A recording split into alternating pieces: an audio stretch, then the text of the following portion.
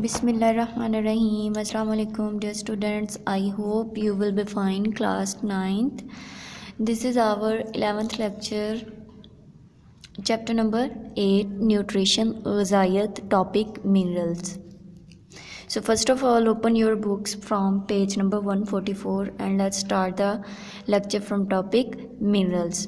तो बेटा मिनरल्स क्या होती हैं, इनके काम क्या होते हैं, इनके सोर्सेज यानी कि इनके ज़राए क्या होती हैं और इनकी कितनी टाइप्स होती हैं, कितनी इकसाम होती हैं, ये हम इस टॉपिक के अंदर डिस्कस करेंगे. क्या पढ़ना है? इनके काम, इसके ज़राए, इसकी इकसाम और इसकी एग्ज़ाम जो है फर्दर उनके क्या डिटेल है. ठीक है, यानी कि कैसी होती हैं.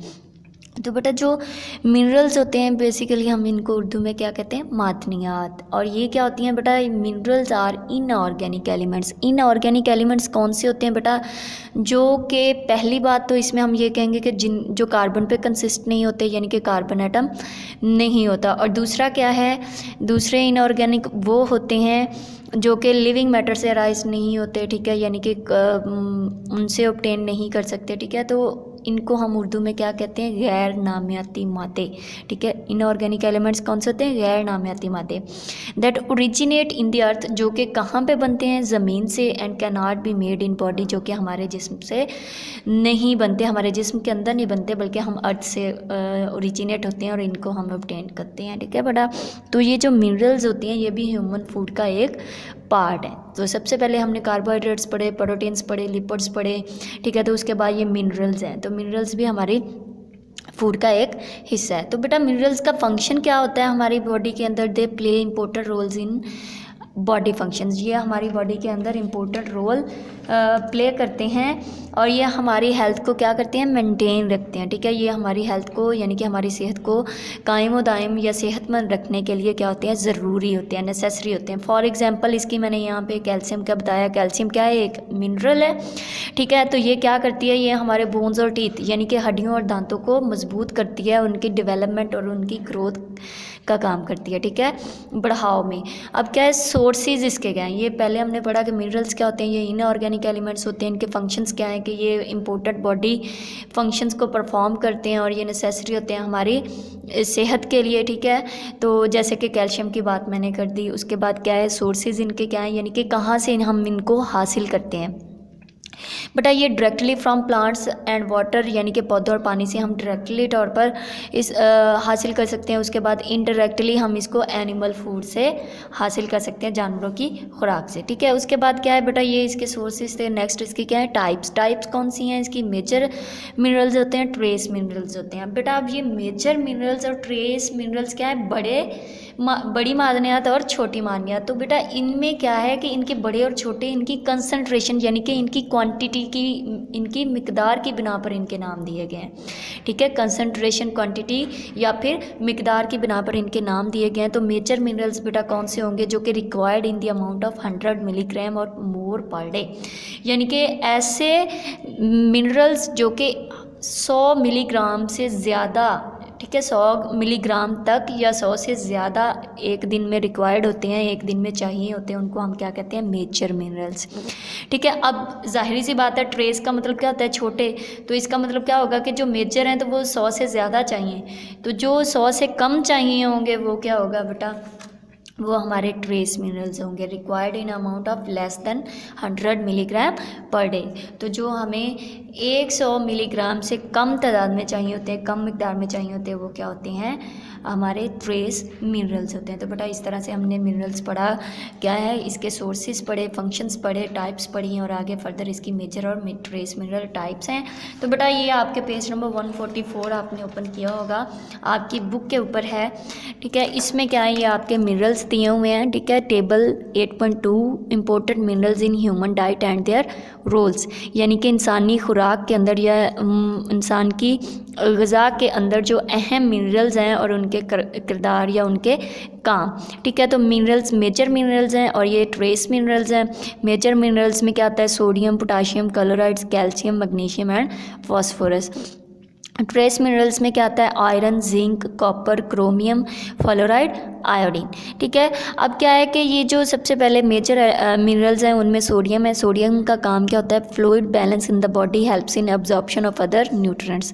फ्लूइड क्या होता है बेटा, ये जो हमारे बॉडी के अंदर लिक्विड मटेरियल प्रेजेंट होता है, ठीक है, उसको बैलेंस करता है। और साथ में क्या है कि ये दूसरे जो न्यूट्रिएंट्स होते हैं जैसे दूसरे न्यूट्रिएंट्स, नाइट्रोजन, कैल्शियम, ऐसे न्यूट्रिएंट्स को क्या करता है, ये एब्जॉर्ब करता है, जज़ब करता है। उसके बाद क्या है, पोटाशियम क्या होता है, ये भी fluid balance in the body होता है। ठीक है, यानी कि लिक्विड मटेरियल जो होता है उसको मतवाजन करता है जिस्म के अंदर, और क्या करता है, एक्ट एज को फैक्टर फॉर एंजाइम्स। तो बेटा को फैक्टर क्या था, जो कि protein part of the enzymes था, उसको हम क्या कहते थे, को फैक्टर कहते थे। तो ये क्या है, एंजाइम के को फैक्टर के तौर पर एक्ट करता है। और ये क्या होते हैं, important for muscle contraction. Muscle contraction क्या होता है, ये जो हमारे मसल्स होते हैं, जैसे हमारे बाजू हम ऊपर करते हैं, नीचे करते हैं, बाइसेप और ट्राइसेप मसल्स आपने पढ़े होंगे।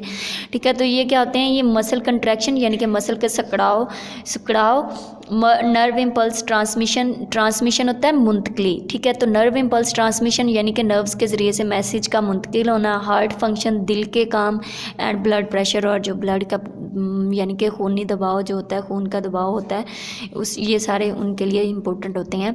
उसके बाद क्लोराइड है। ठीक है, क्लोराइड ये भी fluid balance in the body है। फ्लूइड बैलेंस क्या होगा कि ये जो हमारा ब्लड प्रेशर है, उसके बाद नर्व इम्पल्सिस ट्रांसमिशन है, हार्ट फंक्शंस हैं, ये टोटल ओवरऑल उनका काम कर रहता है। और कंपोनेंट ऑफ हाइड्रोक्लोरिक एसिड, ये एक एसिड का नाम है। ठीक है, तो ये क्लोरीन जो होता है ये उसका पार्ट होता है, जूस होता है, कंपोनेंट होता है। उसके बाद कैल्शियम क्या करता है बेटा, development and maintenance of bones and teeth, blood clotting.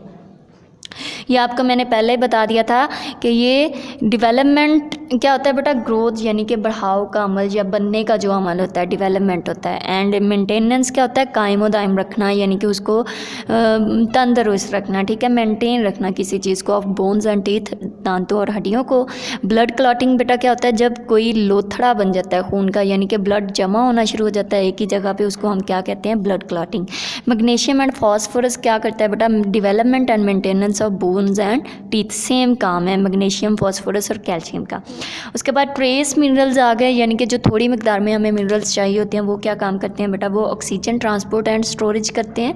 ठीक है, यानी कि ऑक्सीजन को मुंतकिल करते हैं और उसको स्टोर करते हैं। उसके बाद जिंक क्या करता है, ये एड्स इंसुलिन एक्शन। इंसुलिन क्या होती है बेटा, जैसे ये डायबिटीज़ के मरीज़ होते हैं जो वो इंसुलिन यूज़ करते हैं। ठीक है, अब ये इंसुलिन क्या होती है, हमारी बॉडी के अंदर प्रोड्यूस होती है, और इसके एक्शन को क्या करता है, ये मेंटेन करता है, उसे helps in growth and reproduction. और इसके साथ साथ ये बढ़ाव और रिप्रोडक्शन यानी कि अम्ले तौलीद जिसको हम बोलते हैं। रिप्रोडक्शन क्या होता है, अम्ले तौलीद यानी कि एक जानवर से दूसरे जानवर के बनने का अमल। ठीक है, एक्ट एज एंजाइम्स को फैक्टर सपोर्ट इम्यून फंक्शन, यानी कि जो हमारा मुदाफ़ती निज़ाम है उसके अंदर जो काम होते हैं वो एज अ को फैक्टर एक्ट करता है एंजाइम्स का। ठीक है, उसके बाद क्या है, कॉपर क्या करता है, एक्ट एज एंजाइम को फैक्टर, ये भी को फैक्टर है, ये दोनों भी को फैक्टर के तौर पर एक्ट करते हैं। क्रोमियम क्या करता है, हेल्प्स इन इंसुलिन एक्शन, ये भी बिल्कुल सेम इसके जिंक की तरह है। उसके बाद क्या है, क्रोमियम के बाद फ्लोराइड है, ये stabilize bone, mineral and hardens tooth enamel.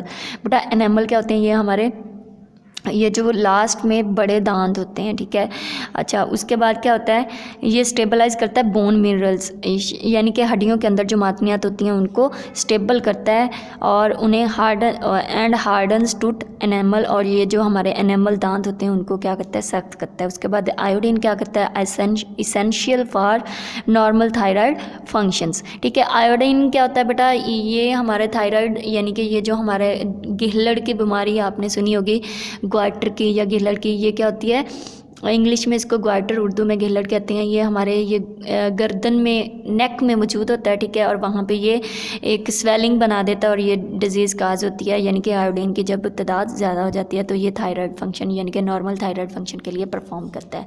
ठीक है बेटा, तो इस तरह से आज का टॉपिक हमारा ये मिनरल्स वाला कंप्लीट हुआ। और इसके बाद क्या है कि on the nutritional level of the packaged food the word calorie is equal two kilo calories. ठीक है, तो ये जो कैलोरी CALORIE ये वाला जो वर्ड है ये किलो कैलोरीज के इक्वल है। ठीक है, उसके बाद क्या है, ये nutritional level of packaged food word, यानी कि जो हमारी फूड्स पैक्ड होती हैं उसके ऊपर ये कैलोरी वर्ड लिखा होता है तो इसका मतलब क्या होता है, किलो कैलोरीज।